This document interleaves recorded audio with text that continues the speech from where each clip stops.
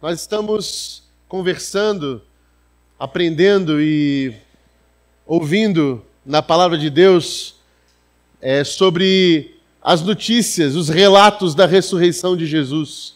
Depois que Jesus ressuscitou, o que aconteceu? O que houve? Essas aparições que a Bíblia nos fala, esses encontros com Jesus vivo e ressurreto, do que se trata? Como foram? O que eles nos ensinam sobre esta vida que venceu a morte? A vida de Cristo que venceu a morte. E essa série que nós estamos atravessando, aprendendo com ela, que se chama Ressuscitou, Notícias da Vida que Venceu a Morte, chega hoje ao seu terceiro capítulo. E como eu falei domingo passado, nós estamos acompanhando essa série como se fosse uma série do Netflix. Ela bem que vai se encaixando assim, né? E a gente chegou num episódio agora que é exatamente esse episódio depois do caminho de Emaús. Nós estivemos ali com Maria Madalena encontrando Jesus no jardim do sepulcro. Depois ela foi e contou aos discípulos o que tinha acontecido e os discípulos então ficaram desesperados, foram lá verificar, viram que estavam as coisas como elas tinham dito, mas não encontraram Jesus. Depois disso, alguns discípulos sem esperança, mesmo ouvindo os relatos das mulheres, porque, veja bem, um relato de uma mulher naquela época, uma testemunha, não servia para muita coisa, então eles foram desesperançosos embora para a cidade que ficava em Emaús, e neste caminho, então, Jesus aparece para eles, e Jesus começa a conversar com eles, e eles não reconhecem Jesus,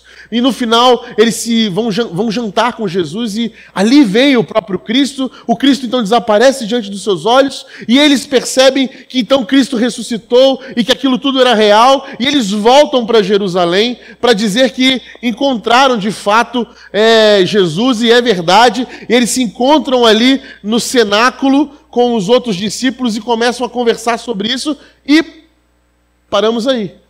E agora chegamos nesse momento em que os discípulos estão ali no cenáculo reunido. O cenáculo era esse espaço que tinha no templo, uma sala reservada para refeições, né? A palavra cenáculo traz essa origem, né, do jantar, né? Uma sala reservada para jantar. Eles estão a portas fechadas, diz a Bíblia, trancados, com medo, com muito medo. E medo de quê? Ora, a gente acabou de ver que as autoridades religiosas dos judeus acabaram de entregar Jesus para a morte. Eles estavam com medo que acontecesse com eles a mesma coisa, né? Eles estavam com medo de ser reconhecido como discípulo desse que morreu e vão matar os seguidores também. Então eles estavam trancados com muito medo, aflitos, mesmo agora sabendo das notícias, as boas novas que haviam realmente Jesus, estavam vendo, alguns deles ainda meio que incrédulos, mas ouvindo atento ao que estava acontecendo. Chegamos aí nessa passagem, que está ali relatada tanto no Evangelho de Lucas quanto no Evangelho de João. Mas eu vou convidar você a abrir o Evangelho de João no capítulo 20, versículo 19. João capítulo 20, versículo 19.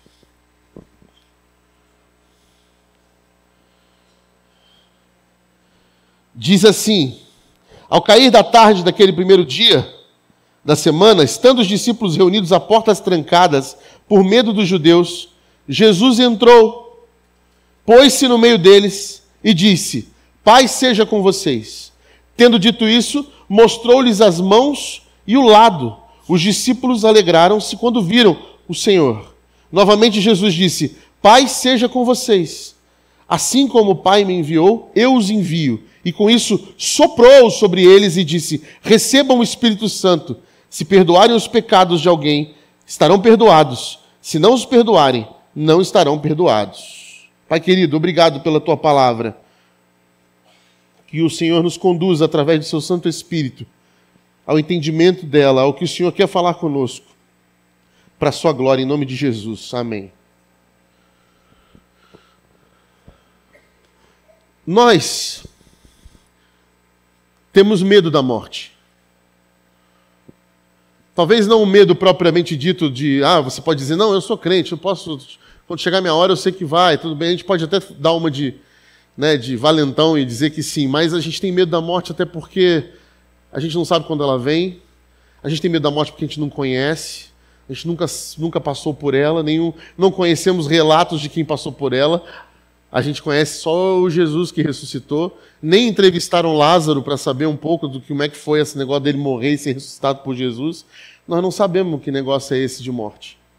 Nós só sabemos o que a gente sente quando alguém morre do nosso lado, né? Então, às vezes, a gente não tem medo da nossa morte, mas às vezes a gente tem medo da morte de alguém que a gente ama. A morte nos assombra, desde que o mundo é mundo. Mas não só essa morte de fato fim da nossa existência aqui, mas a morte que traz tragédias, sofrimento para nós. A gente tem medo de sofrer, a gente não gosta desse negócio de sofrer, né? A gente foge do sofrimento. Qualquer dor que venha abalar a gente quer fugir de negócio de dor, né? Se puder dar uma anestesia, tá bom, me livra desse negócio de dor, né? Quem gosta de sofrer carrega em si uma patologia, porque na verdade nós não queremos sofrer. Nós não queremos que a morte toque a gente, toque a nossa vida, em esfera nenhuma. Os ambientes de morte que esse mundo apresenta para a gente, esse mundo mal que apresenta para a gente, as tragédias pessoais, emocionais, né? Morte nos casamentos, mortes nas relações entre pais e filhos, morte entre irmãos, morte na sociedade. A gente não quer que a morte chegue em nós. A gente não quer a derradeira desbancada da morte para nossas tragédias, seja no trabalho, seja em casa. A morte tem muitas faces. E toda vez que essa face da morte chega perto da gente, a gente é atingido e isso vai deixando a gente um pouco mais cauterizado. A gente vive num mundo mau. Embora todo mundo tenha falado, inclusive na nossa fé cristã, o próprio Cristo tenha dito, vocês vão viver aflições porque esse mundo é mau, esse mundo jaz no maligno. A gente não quer isso, e toda vez que isso acerta a gente, isso vai fazendo a gente ficar um pouquinho mais duro, um pouquinho mais amargo. A tragédia e o sofrimento vai deixando a gente um pouco mais descrente, um pouco mais... com um olhar um pouco mais frio para as realidades. Se você é alguém que já teve a morte, por exemplo, nas suas relações amorosas, você provavelmente é desesperançoso com um monte de coisas. Se você vai conversar com alguém assim, você vai sentir na fala dela que aquela história carrega tragédias, carrega sofrimentos, carrega dores que feriram aquela pessoa. Uma pessoa, por exemplo, que já foi assaltada várias vezes, ela não anda normal na rua. Provavelmente você vai ver que ela tem seus traumas dessa tragédia, dessa morte que atingiu ela. Uma pessoa que passou por muitas cirurgias, uma pessoa que enfrentou a morte de frente, uma pessoa que é divorciada, uma pessoa que brigou com a família inteira. Todas essas coisas trazem para a gente sintomas em consequência desse toque mortal do sofrimento. É difícil sair ileso quando a morte toca na gente. Carregamos cicatrizes de uma vida que passa por essa existência, se desvencilhando dos espinhos da maldade. Ao final da vida, colecionamos. Aqueles que chegam lá, colecionamos cicatrizes que podem ter nos tornado malvado, como aqueles que nos fizeram a maldade, ou pode apenas ter nos mostrado símbolos de uma história de quem venceu a morte. A verdade é que nós não sabemos lidar naturalmente com a morte, porque nós não podemos vencê-la. Nós não podemos vencê-la. E isso nos tira o sono. Tira o sono da humanidade. Nós queremos toda hora enganar a morte. Seja através de procedimentos estéticos contra o tempo que vai nos atingindo, ou seja através de todo tipo de remédio, de coisa que a gente pode fazer para salvar. Quando nós não queremos perder alguma coisa, nós somos capazes de tudo para lutar, mas o problema é que nós não temos controle sobre isso. A Bíblia nos alerta, quem pode acrescentar tempo à nossa existência? Quem pode fazer isso? E isso, de fato, vai fazendo o nosso coração ficar cada vez mais difícil, impenetrável para algumas coisas. Difícil até de lidar com os nossos irmãos, de ter paciência com certas coisas, de olhar e dar solução para coisas que se ruíram completamente. O nosso olhar não tem mais esperança diante de pessoas, de coisas, de situações que nós já vimos a morte. A gente fala assim, eu já vi esse filme, é impossível que isso mude. É muito difícil que esse tipo de gente volte. É muito difícil sair disso aí. Eu desconfio. Mudar essa história, recomeçar, não dá, é impossível. Porque nós não conseguimos mesmo, nós não sabemos e não dá. Tentar mudar, tentar reverter um cenário de morte, tentar reverter cenários que são absolutos de tragédia, é impossível, não dá, nós não temos força para isso. Eu não consigo. Você não consegue. Nós não vamos conseguir fazendo isso. Tentar salvar se um casamento em ruínas, se eu tentar salvar o meu próprio casamento em ruínas, eu não vou conseguir sozinho. Eu não vou conseguir, eu não tenho forças para isso, eu não vou chegar a ter vitória em nenhum momento. Se eu quiser mudar um vício, se eu quiser mudar um trauma, sozinho eu não terei forças para isso. Eu vou lutar, vou nadar contra a correnteza e serei afogado por ele. Porque nós somos mais fracos que a morte. E isso é nos dito na Bíblia Sagrada. O salário do pecado é a morte. O pecado gera a morte. Rodrigo, por que você está falando isso tudo depois de ler esse texto para nós? Bom, nós temos aqui discípulos traumatizados pela morte. Discípulos que criaram suas realidades, cada um a sua diferente, depois de feridos pela morte. Há um estudo recente feito, e foi relatado em alguns vídeos interessantes na internet, em que, quando você coloca um som de uma multidão gritando, como de uma torcida, num estádio de futebol, gritando uma coisa, você não consegue distinguir muito bem. E de repente você coloca uma grande tela com uma frase, você começa a acreditar que aquelas pessoas estão dizendo aquela frase. Estou dizendo aquilo. O mesmo estudo fala que se você for mudando as frases, elas todas vão se encaixando perfeitamente naquele som. Porque os seus ouvidos e os seus olhos estão enxergando, estão depositando expectativas de que aquele som reproduz aquela frase. O que eles dizem é que a realidade não existe ali, existe a realidade de cada um, que está sendo depositada de acordo com as suas expectativas. Os discípulos tinham as suas realidades de acordo com as suas expectativas. Nós temos realidades que nós construímos de acordo com as nossas expectativas. E é difícil encontrar e enxergar a própria realidade. Vimos isso no caminho de Emaús, quando os discípulos não conseguiam enxergar Jesus, que andaram com ele tanto tempo. Assim também esses discípulos estavam traumatizados, com medo de que a morte chegasse até eles, com medo de que a morte que Cristo sofreu, aquela morte horrível diante dos olhos dele, chegasse até eles. Estavam trancados, mesmo sabendo das notícias de ressurreição, mesmo sabendo que Jesus tinha ressurreto, mesmo sabendo que Jesus mesmo tinha falado para eles toda a história, eles estavam com medo, estavam trancados. E a verdade é que Jesus, quando chega diante deles, eles não reconhecem também Jesus. Assim como Maria Madalena não reconheceu de primeira, assim como os homens no caminho de Emaús, os discípulos no caminho de Emaús não reconheceram, esses discípulos também não reconheceram. Apesar de ver um homem atravessando paredes e portas trancadas, eles não reconhecem Jesus. Jesus fala, paz seja com vocês, uma saudação comum entre os judeus, o famoso shalom, e ele diz, paz seja com vocês. Por quê? Porque Jesus, quando entra, vê seus olhos aterrorizados. E Jesus, paz seja com vocês, que Deus lhes outorgue bem. Paz seja com vocês. E logo Jesus faz o quê? tem o ato de mostrar o lado onde a lança romana havia lhe ferido e suas mãos perfuradas pelos pregos da cruz. Marcas da morte que lhe identificavam.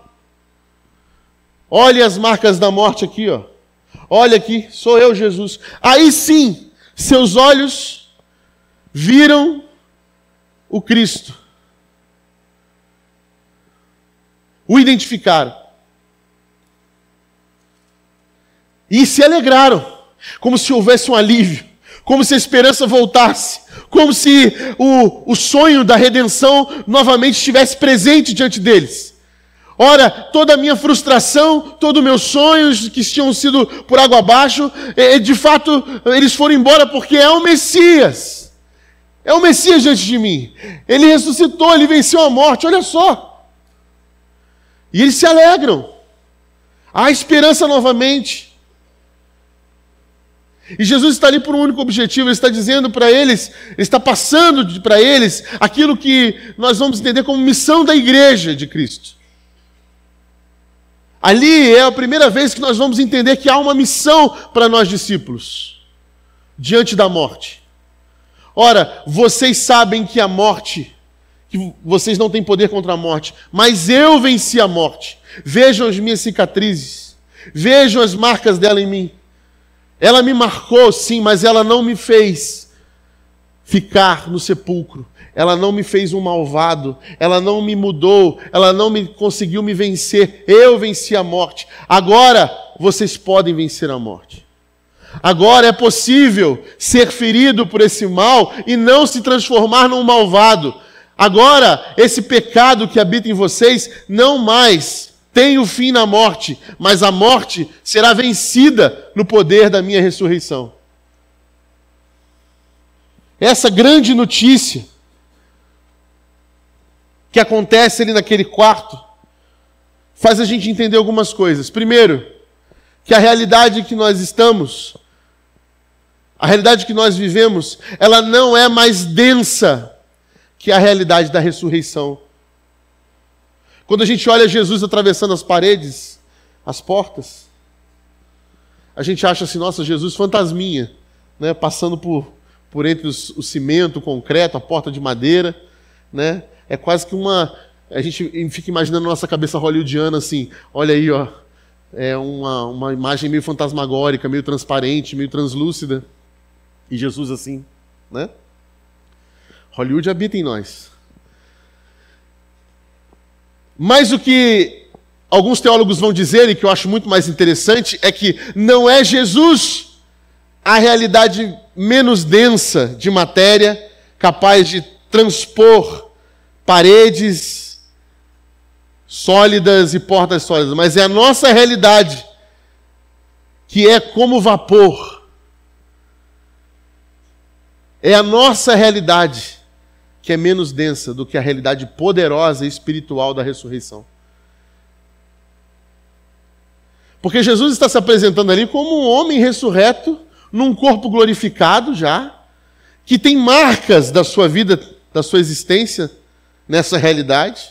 Mas não só isso, diz o Evangelho de Lucas que ele come com eles. Ele se alimenta com eles. Não é um fantasminha. É uma realidade muito mais densa e poderosa. Dizendo para nós assim, isso aqui que vocês vivem, isso aqui vai passar, é neblina, é vapor. Isso aqui não é mais forte do que a poderosa ressurreição que eu lhes trago. Não é este mundo mais denso do que a realidade espiritual que eu lhes apresento. Mas é a vida que vence a morte muito mais poderosa do que essa existência. Muito mais poderosa. Mas é importante saber que essas marcas que carrego são marcas que a maldade desse mundo me fez.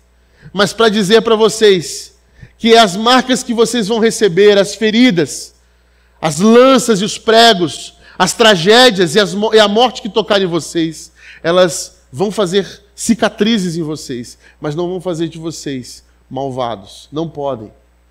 Porque a vida que eu estou oferecendo para vocês agora é mais forte que isso.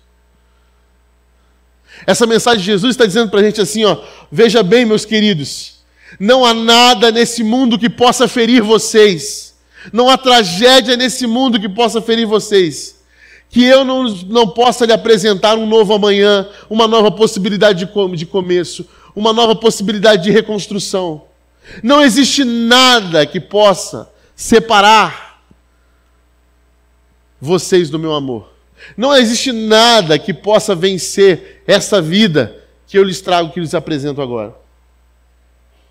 Por isso, todo o preconceito que vocês têm, toda a expectativa que vocês construíram, essa realidade que vocês acreditavam de que a morte era um inimigo invencível, ele não é mais. Eu venci. Creiam nisso. Não há nenhum de vocês que tenha uma história tão marcada pela dor que faz de vocês um final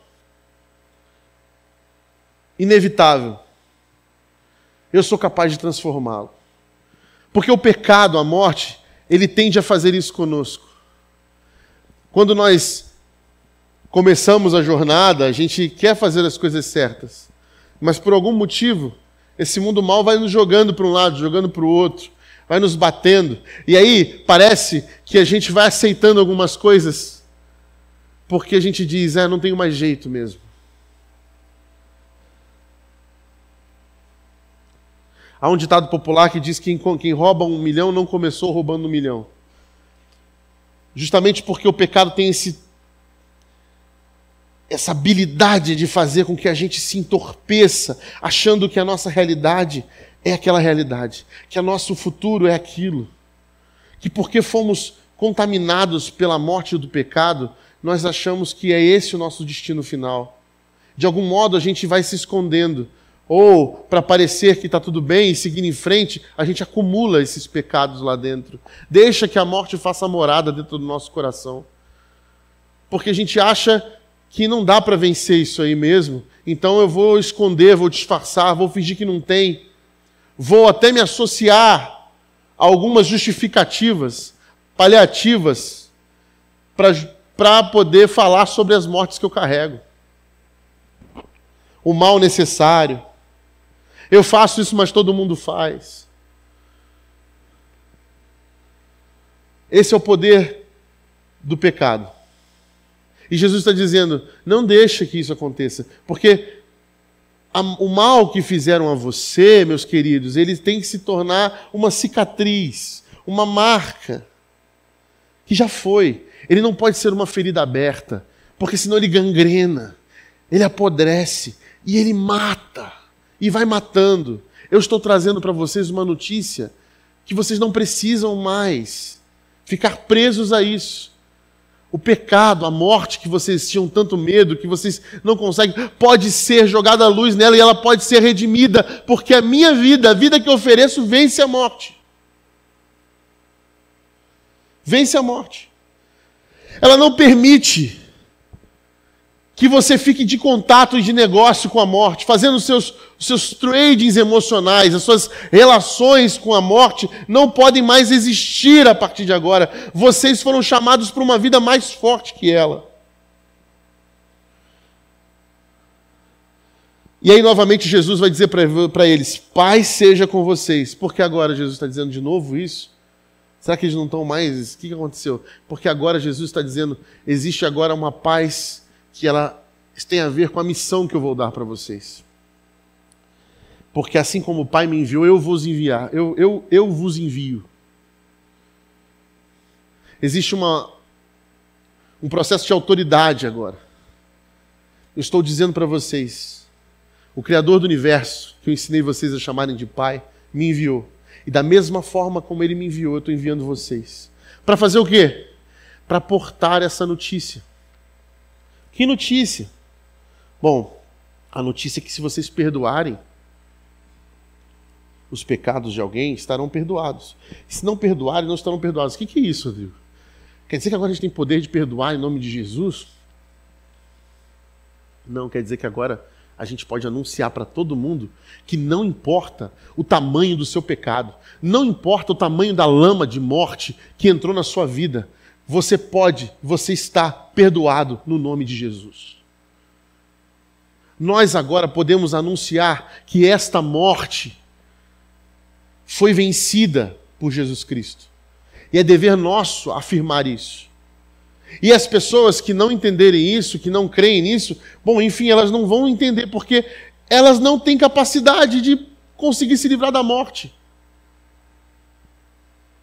Elas não podem. Mas agora vocês têm a notícia. Vocês receberam a grande notícia.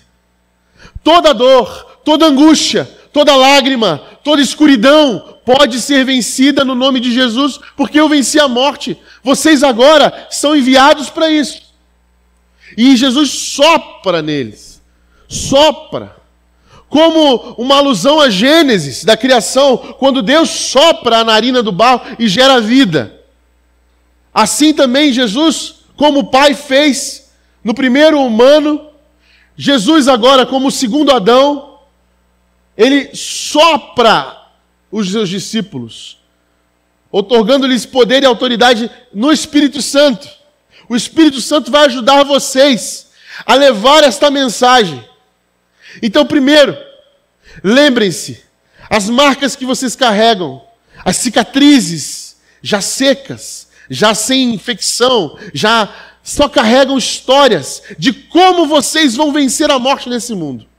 E vocês vão ter aflições, vocês vão viver esse sofrimento, mas é o testemunho de como vocês atravessaram a morte, o vale da sombra da morte, é o testemunho de como vocês vão dar a minha ressurreição, é como vocês recomeçaram depois da tragédia, é como vocês recomeçaram depois que a morte tocou a vida de vocês. Nós olhamos tragédias, às vezes aí, sem precedentes, coisas, notícias que a gente olha e a gente fala assim, como pode esse pai, essa mãe recomeçar? Como pode este homem que estava jogado no inferno, preso e acorrentado a tantas dores de morte, virou outro homem, se transformou, mudou seu destino, mudou sua rota? Como que aconteceu? Porque há ressurreição, há um novo amanhã, há novas possibilidades. A maldade que fizeram para você não é definitiva e não pode te transformar num malvado. Ela pode marcar você, ela pode ferir você, mas em nome de Jesus ela será curada, transformada, ressurreta. Vocês já não estão mais presos à morte, vocês são os novos ressurretos de Jesus. Vocês ressurgiram junto comigo, porque se morreram comigo na cruz, ressuscitaram comigo 3 dias depois. E dentro de vocês agora, vocês carregam vida, vida em abundância. Vocês precisam ir anunciar este perdão. Porque não há recomeços sem perdão. Não há possibilidade de refazer, reconstruir, se não houver perdão.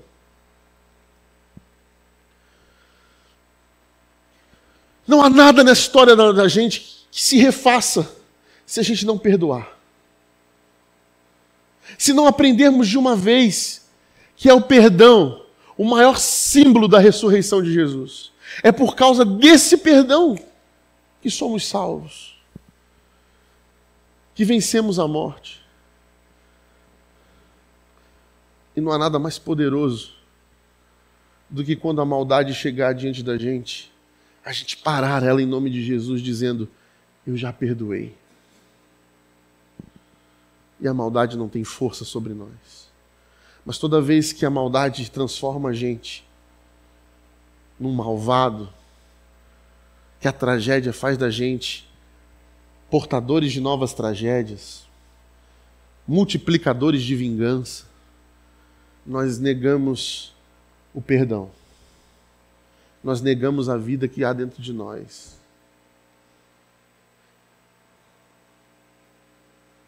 Nós negamos a possibilidade de recomeçar. O povo de Jesus, o povo de Deus, Pai de Jesus Cristo vivo, ressurreto, crê no perdão. Crê até o último segundo, até a palavra final do próprio Deus. crê nos novos começos, nas novas possibilidades. Não há nada que eu e você tenhamos feito ou deixamos de fazer que não possa ser perdoado, que não possa ser recomeçado, que nos traga de volta para esse ambiente de graça. Não há nada. A vida que Jesus oferece é uma vida mais forte que a morte. Nós podemos carregar as nossas histórias, os nossos testemunhos, as marcas que a morte fez na gente, mas ela não nos fez um malvado e ela não nos matou, porque no fim nós ressuscitaremos com Jesus Cristo. E mais importante do que isso, quando o ato de Jesus de soprar não é só para transformar aqueles discípulos que estavam mortos numa nova vida, porque o reino de Deus só pode entrar no reino de Deus quem nascer de novo, quem receber essa nova vida. Jesus está jogando vida para eles e dizendo: recebam esta nova vida, a vida, o fôlego, a ruá de Deus, o novo fôlego de vida mais que abundante, ressurreta, uma vida que vence a morte. Receba isso, mas não receba simplesmente para vocês terem a autoridade de quem carrega uma nova vida, mas para entender a maior qualidade do Espírito Santo de Deus, o sopro de Deus, o sopro divino na história. O que aconteceu? O que havia no início, quando tudo estava sendo formado? O Espírito de Deus pairava sobre o caos. Quando recebemos o Espírito de Deus, o sopro divino, nós recebemos uma responsabilidade de habitar no caos. Nós somos chamados para habitar no caos. Nós não fomos chamados para ficar em lugares confortáveis, assépticos, protegidos. Nós somos chamados para habitar no caos. O Espírito que habita em nós, quando recebemos o sopro divino da ressurreição em Jesus Cristo, é um Espírito que habita no caos. Mas para quê? Como assim o caos? Porque Ele é capaz de fazer da terra sem forma e vazia um lugar de delícias, onde se planta jardins. É esse Espírito que está dentro dos discípulos de Jesus. Um Espírito que anda pelo caos, plantando jardins.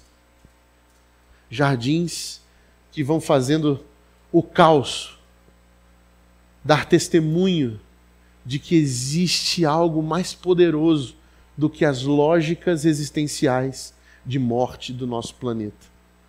Que existe algo para além dos diagnósticos, dos prognósticos. Nós somos esses que acreditamos que aquela ruína, que aquela lama, que aquele caos, que aquela trincheira vai e pode virar um jardim no poder da ressurreição. Quando Jesus entra no quarto fechado, onde havia sido feita a última ceia, ele diz para eles: saiam daqui, vão para o caos, não tenham medo da morte, eu venci a morte. Levem com vocês o sopro do Espírito de Deus, que transforma realidades caóticas em jardins.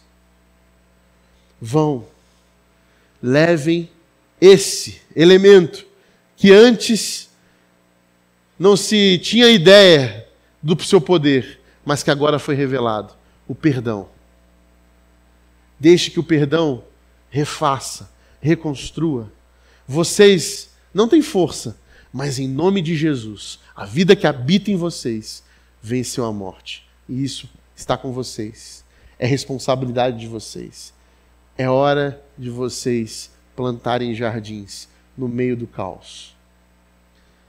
Há pessoas lá fora esperando isso de você. Há famílias, há relacionamentos, dentro da tua casa, fora da tua casa, no seu trabalho. Pessoas acorrentadas à realidade de escuridão, porque acham que aquilo ali é o destino, é o que merece, é o que foi preparado para ele. Não, em nome de Jesus. Não, em nome de Jesus, a morte não é a última palavra. Em nome de Jesus, a ressurreição, o recomeço, a restauração, o jardim no meio do caos, é a vontade de Deus para a nossa história. Mesmo que aquilo chegue no final, que bata a porta da morte com seu aguilhão, ela será vencida em nome de Jesus. Se você crê nisso, meu amado, minha amada, se você acredita nisso, não dá para não perdoar. Não dá para não recomeçar. Nós somos esse povo que crê nisso. Pode todo mundo acreditar o contrário. Pode todo mundo pensar que não dá mais, que é impossível.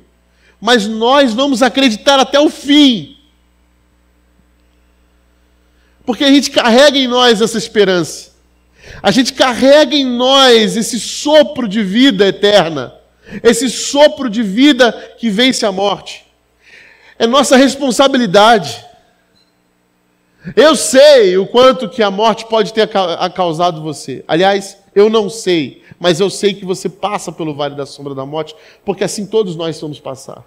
Eu não sei o tamanho da tua dor, eu não sei o tamanho da tua ferida, eu não sei o tamanho das tuas chagas, mas elas já foram curadas, em nome de Jesus. Eu não sei o tamanho da morte que ronda a tua história, eu não sei. Mas ela já foi vencida no poderoso nome de Jesus. Eu não sei o tamanho da tragédia que afligiu sua casa. Eu não sei. Eu não sei o tamanho da morte e da tragédia que ronda a sua casa. Eu não sei. Mas em nome de Jesus, ela não é mais forte que a vida do Cristo vivo e ressurreto. E que dentro de você há um Espírito poderoso, o Espírito do próprio Deus, que transforma o caos em jardins.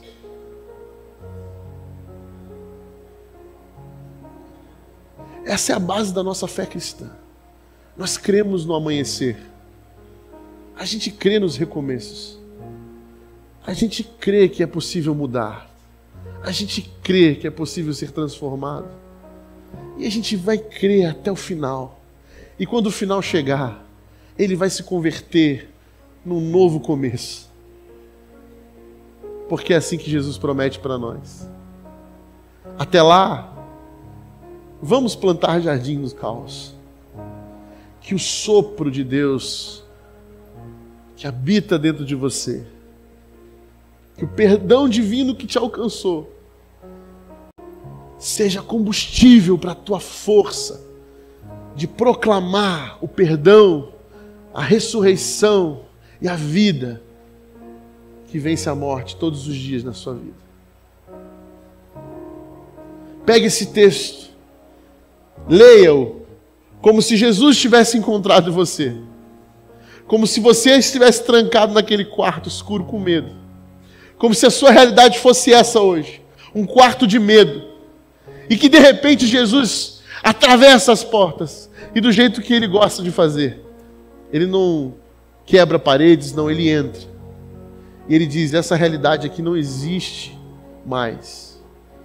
Ela não é mais poderosa que a realidade da ressurreição. Está vendo essas chagas aqui, a maldade que o mundo me fez?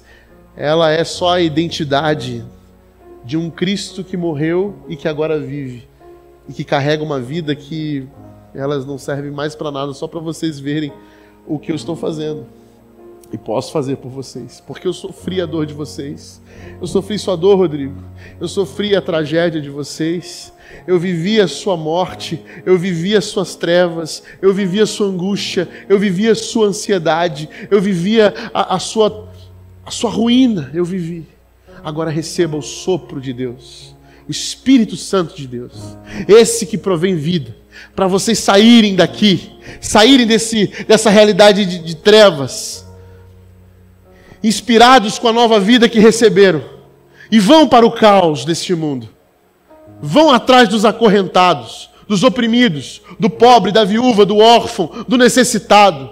Vai para os lugares de desigualdade, para os relacionamentos falidos, para aqueles que acham que a seu vício e a sua prisão não tem jeito, para aqueles que desacreditaram de si mesmos. Vá para eles e plante jardins nesse caos. Diga para eles que não, que eles são filhos amados, que nenhuma realidade de trevas que tocou eles pode ter mais força do que a vida que eles receberam. Vão, meu filho e minha filha. Vocês carregam em vocês o perdão mais poderoso do universo. O perdão de amor que gera vida. O perdão que é capaz de fazer a morte cair no dia final. Em nome de Jesus. Creio nisso. A igreja precisa disso.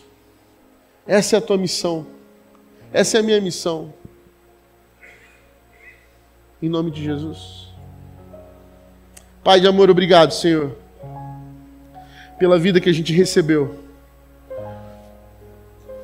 Obrigado por esse poderoso dom que recebemos ao declarar que o Senhor é o nosso Senhor e que o Senhor morreu por nós e que o Senhor está vivo aqui nesse lugar. Nós cremos nisso. Esse Espírito Santo que habita em nós, Senhor, que Ele nos ajude a cada dia mais plantar jardins no meio do caos que vivemos. A morte vai continuar insistindo, porque o pecado está aí, batendo a nossa porta. Mas nós sabemos que a tua vida é mais forte que a morte. Teu perdão é mais forte do que qualquer pecado. E por isso seguimos, no poderoso nome de Jesus, plantando jardins no meio do caos, para a sua glória. Amém.